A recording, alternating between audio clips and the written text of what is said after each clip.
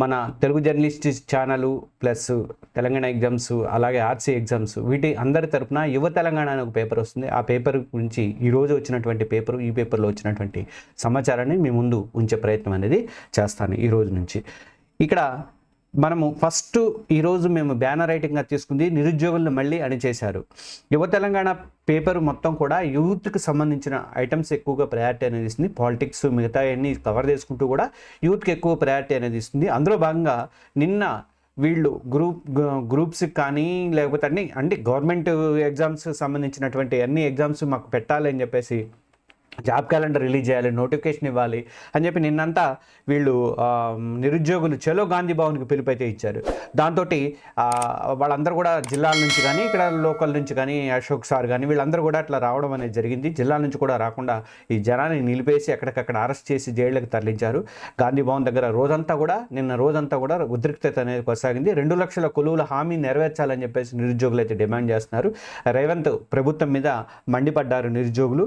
మనకి రాష్ట్రంలో నిరుద్యోగతికి మళ్ళీ నిరాశ ఎదురైంది. గాంధీ భవన్కి వెళ్ళినటువంటి సీఎంకి కానీ మిగతా మంత్రులు కానీ లేకపోతే కాంగ్రెస్ లీడర్లు కానీ మరి మీరు 2 లక్షలు ఏడాదిలో 2 లక్షలు ఇస్తా అని చెప్పేసి మేనిఫెస్టోలో ప్రకటించారు కాబట్టి దాని ప్రకారం మరి ఇవ్వాలి అని చెప్పి వాళ్ళు డిమాండ్ చేయడానికి అని చెప్పేసి, డిమాండ్ కూడా కాదు జస్ట్ వినతి పత్రం ఇవ్వడానికి అని చెప్పేసి అడుగుదాము ఏం చెప్తారని చెప్పేసి దానికోసం వెళ్తే దానికోసం వాళ్ళు మొత్తం పోలీసు వాళ్ళు దాదాపు 1000 మంది పోలీసులు ఉన్నారట నేను గాంధీ భవన్ దగ్గర.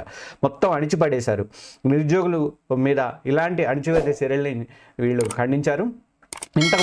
ఇంతకుముందు ఒక బీఆర్ఎస్ ప్రభుత్వం ఉన్నప్పుడు ఇదే రేవంత్ రెడ్డి, ఇదే మహేష్ కుమార్ గౌడ్, మరి అద్దంకి దయాకర్ కానీ వీళ్ళందరూ కూడా వాళ్ళని రెచ్చగొట్టారు. మీరు గవర్నమెంట్కి వ్యతిరేకంగా ఇచ్చేయండి అజ్జేయండి అని చెప్పి రెచ్చగొట్టారు. వాళ్ళకి ప్రకటనలు ఇచ్చారు, ఇంత చేశారు. మరి ఇప్పుడు మీరు ప్రభుత్వంలోకి వచ్చిన తర్వాత 2 లక్షల ఉద్యోగాల హామీ కానీ ఎందుకు నెరవేర్చట్లేదు? జాబ్ క్యాలెండర్ ప్రకటించారు, అక్టోబర్ నుంచి నోటిఫికేషన్ పడాలి, అది వెళ్ళిపోయింది. అది కూడా దాన్ని ఎస్సీ వర్గీకరణ అన్నారు. ఎస్సీ వర్గీకరణ అయిపోయింది కదా, మరి మీరు అన్న మాటే కదా, అన్న మాటకి అయిపోయింది కదా అక్కడ, మరి ఎందుకు చేయట్లేదు అని చెప్పేసి నిరుద్యోగులు అయితే నిన్నంతా కూడా నిలదీశారు. ఆ వార్తను మేము హైలైట్ చేశాము. నిరుద్యోగులు ఆగస్టు 15 వరకు కూడా డెడ్ లైన్ అనేది పెట్టారు. ఆగస్టు 15 లోపు మాకు నోటిఫికేషన్స్ ఇవ్వాలి, జాబ్ క్యాలెండర్ ఇవ్వాలని. అసలు ఎందుకు మాట్లాడలేదు అర్థం కావట్లేదు, ఎవరు మాట్లాడలేదు కనీసం దాని మీద. ఆ అద్దంకి దయాకర్ అక్కడికి వచ్చినప్పుడు ఉస్మాన్ యూనివర్సిటీ ఆ ఏరియా లైబ్రరీకి వాటికి వచ్చినప్పుడు వాళ్ళు కొంచెం గట్టిగానే నిలదీశారు. అయినప్పటికీ కూడా దానికి రెస్పాన్స్ అనేది లేదు.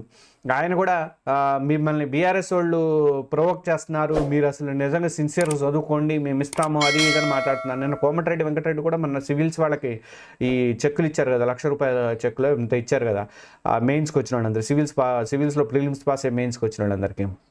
అప్పుడు కూడా ఆయన అదే హామీ ఇచ్చారు, మేము చదువుకోండి, మేము చెప్తాను. నువ్వు ప్రకటించాలి కదా, జాబ్ క్యాలెండర్ ప్రకటించాలి, ఉద్యోగాలు ప్రకటించాలి, అప్పుడు ఇస్తాం ఇప్పుడు ఇస్తామని చెప్తే వాళ్ళు చదువుకోవడానికి అవకాశం ఉంటుంది.